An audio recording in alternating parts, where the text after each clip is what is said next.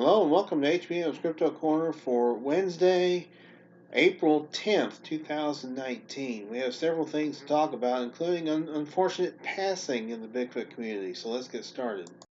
And we are leading off with an unfortunate passing in the Bigfoot community. Mike Woolley, who had what I thought was a very impressive report and sighting. I thought his account was one of the more credible accounts. He unfortunately passed away at his home this past Friday. His incredible encounter was the inspiration for a movie called Skookum.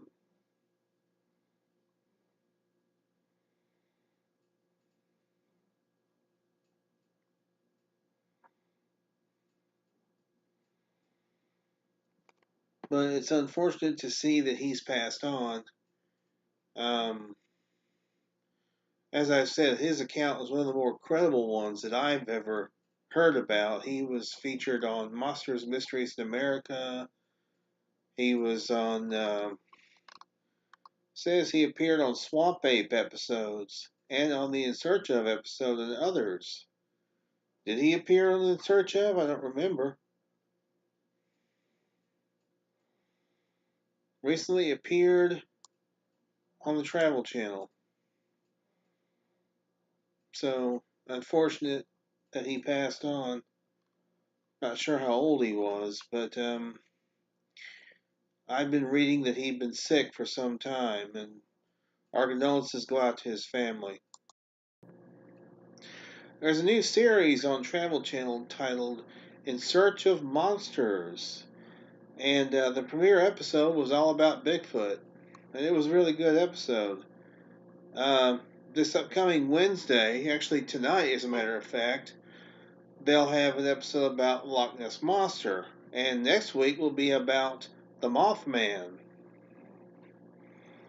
So it's a new series from the same folks that brought us Ancient Aliens.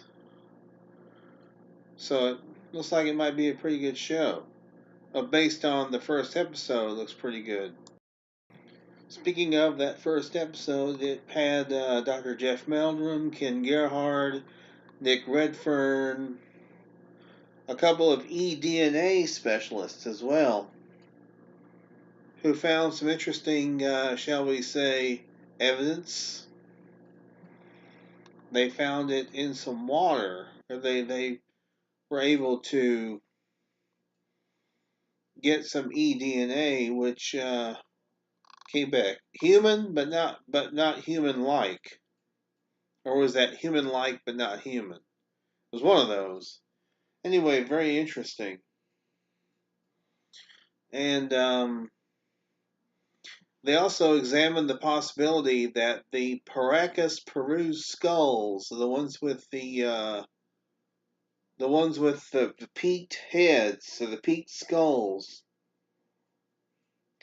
may not be a result of head binding at all. They may have been Sasquatch skulls, or hairy hominid skulls, or hominoid skulls.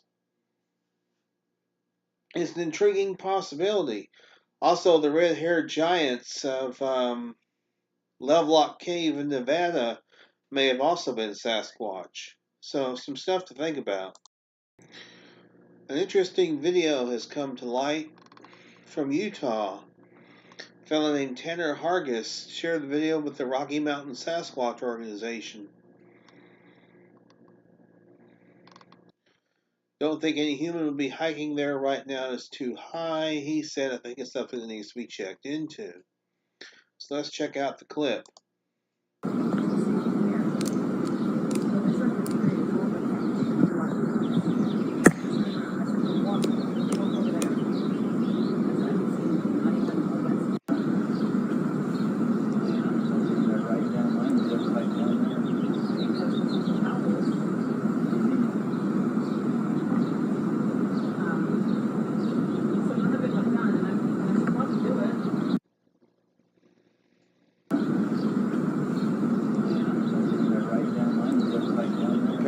that's supposed to be the object. Right there. Difficult to tell anything really from that, to be quite honest. After our investigation later on that evening, we respond. We went out there and looked around, glassing ridges, peaks, and clearings with cameras. How much footage did you film up there? Tanner responds, I only had those 2 videos. They weren't that clear, but I tried to get a good video. My experience using powerful cameras zoomed in gets really shaky the more you zoom in. You can't hardly move at all. And this guy is zooming in 6 to 7 miles with a very powerful scope and using a camera through the lens. So very challenging. He observed the creature through the scope, but that's all the footage he got. And I would like to thank him for the footage he got. I'm sure that he's unsure of what he got. We're unsure of what he got. But because of the Provo Bigfoot sighting just a couple of months ago south of here, and then this Wasatch Front area is just a Bigfoot sighting hotspot, we're coming up here 3 hours after his sighting and his little video that he got.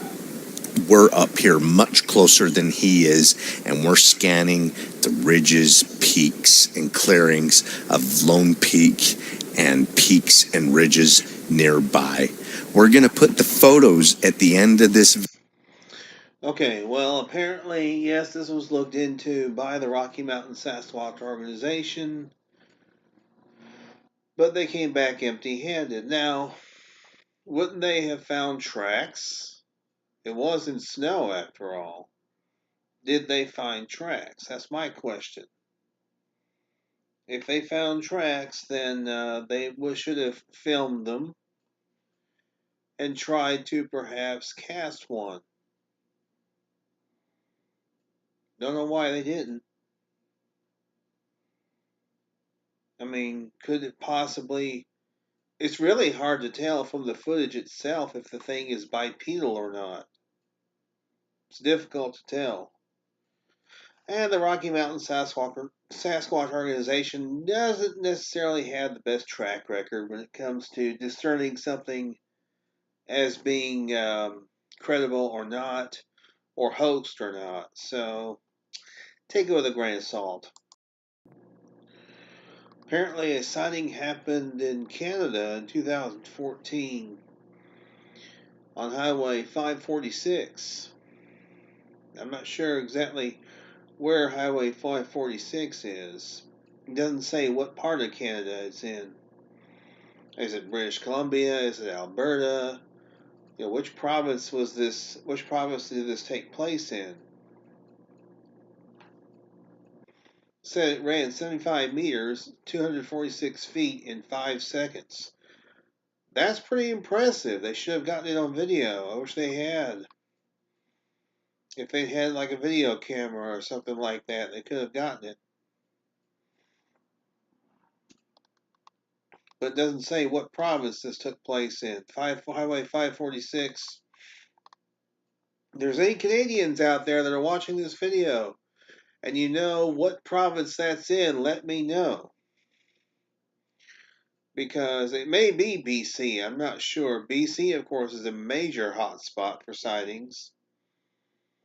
Although there have been a number of sightings in Alberta as well. Thomas Steenberg used to investigate in Alberta, so he knows quite a bit about some reports that have come out of there. So who knows? Interesting footprint that has been found in Argentina. Maybe a Sasquatch footprint or a hairy hominoid or hominid footprint.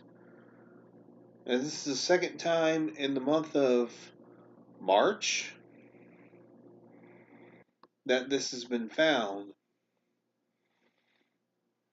But if they only found one footprint, that doesn't seem to indicate that that does not seem to indicate that there's something going on there. This could be a hoax. Was there a line of footprints, a line of tracks? If there's not a line of tracks, then you don't have a Sasquatch or a hairy hominid. You have somebody pulling a hoax. You have to have a line of footprints. It's not like a Sasquatch goes around hopping around on one foot and hopping from place to place. That just doesn't happen. You have to have a line of tracks. If this was a part of a line of tracks, I could see it. But if it's only one that's found, then that to me is suspicious. And that indicates that we're talking about somebody pulling a prank. Now, why they would only leave one print, I don't know. But, I don't know, this just seems very suspicious to me. You guys can tell me if I'm wrong, but if there's a muddy patch, if there's a long, muddy patch of ground, guess what? You're going to leave footprints. You're going to leave multiple footprints. Now,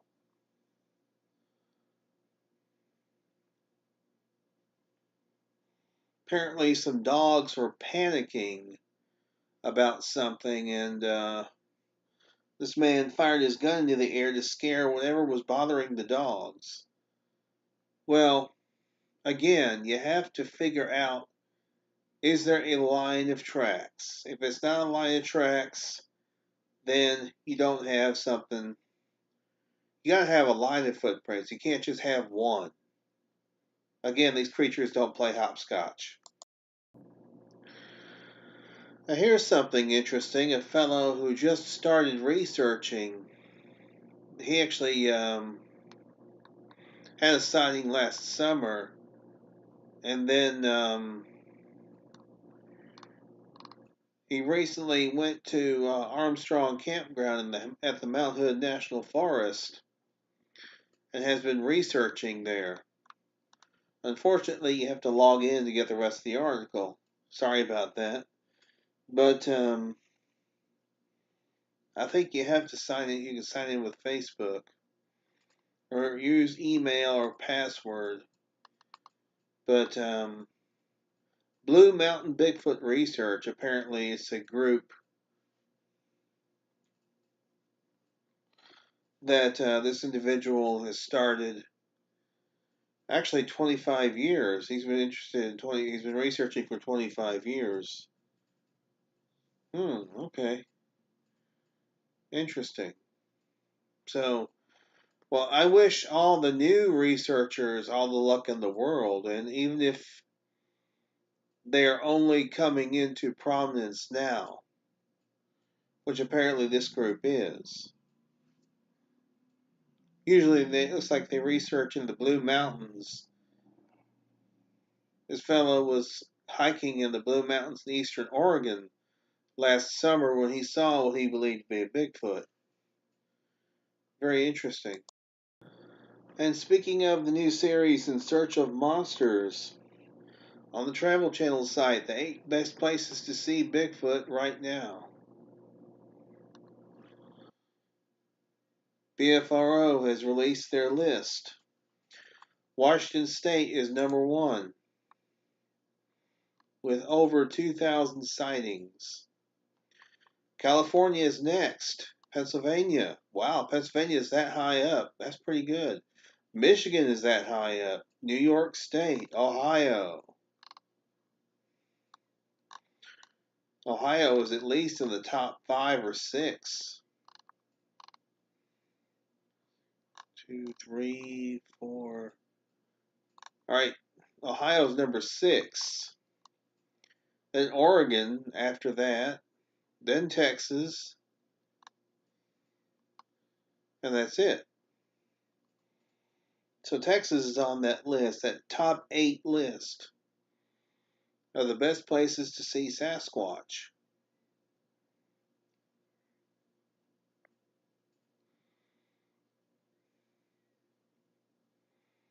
East Texas, of course, is one of the more is the more popular spot to see something. or perhaps hear something.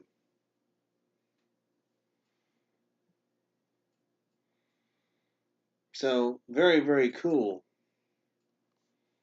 So that's your top 8 places you can go to possibly see a Sasquatch or hear one. Finally, we come across a blog called Searching for Sasquatch. It's an organization. I think they have a few videos on YouTube. But interesting looking blog, I have to say that. I'm not sure if it's a podcast or if it's just I think it's just a blog.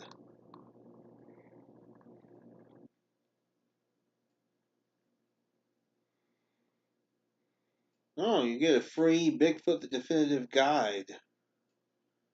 May have to sign up for that. What the heck?